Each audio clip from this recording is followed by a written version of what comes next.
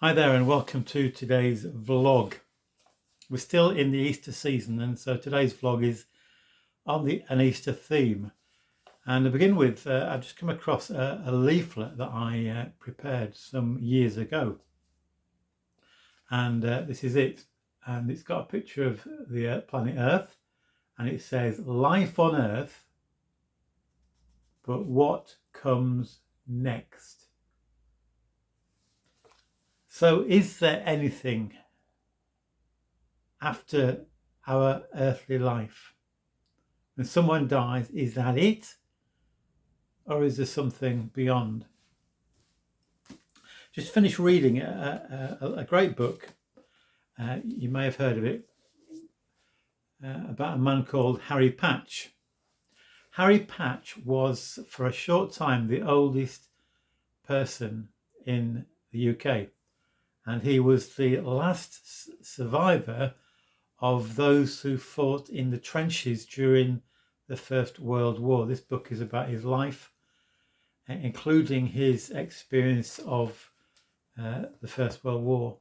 And he wasn't someone who wanted to get involved, but he was called up, and this is his story. But I want to read to you a little extract from when he was in the trenches, when he was involved in that combat.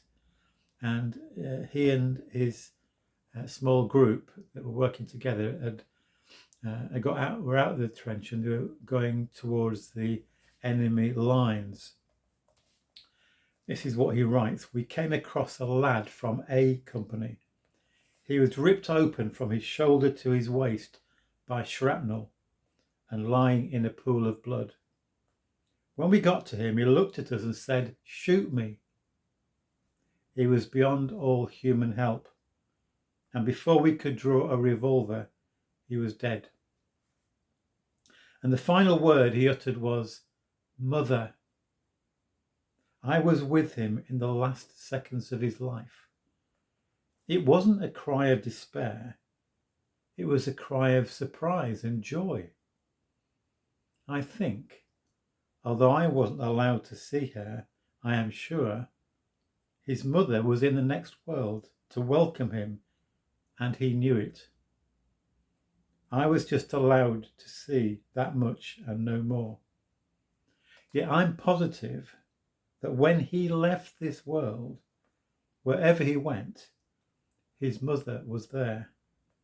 And from that day, I've always remembered that cry, and that death is not the end." When I took service on Easter Sunday morning, I shared with them information that I'd read recently about St. Paul's Cathedral. Did you know that St. Paul's Cathedral has actually been built 4 times in its history? 3 times it was destroyed by fire. The most recent time was, of course, during the Great Fire of London in 1666, one of those dates that many of us learnt in our history lessons. Sir Christopher Wren, of course, as we know, was the architect of St. Paul's Cathedral. And apparently, as he was surveying the area, he came across a stone from an old burial headstone from the previous St. Paul's. On that stone was an inscription, the Latin word Resurgum, which means "I will rise again." So Christopher Wren realised the significance of that word, and so he had the word inscribed underneath the south entrance of the new St. Paul's, reminding all of the Christian hope of life beyond death. And in our service, I reminded the folk there of the words of St. Paul, of the true heart and significance, the importance of the fact that Jesus rose from the dead. If our hope in Christ is good for this life only and no more, then we deserve more pity than anyone else in all the world.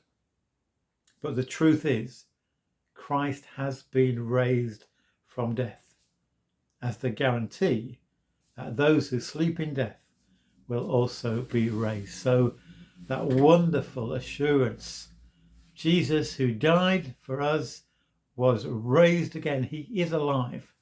And we who put our faith in him can share in that wonderful assurance of life eternal.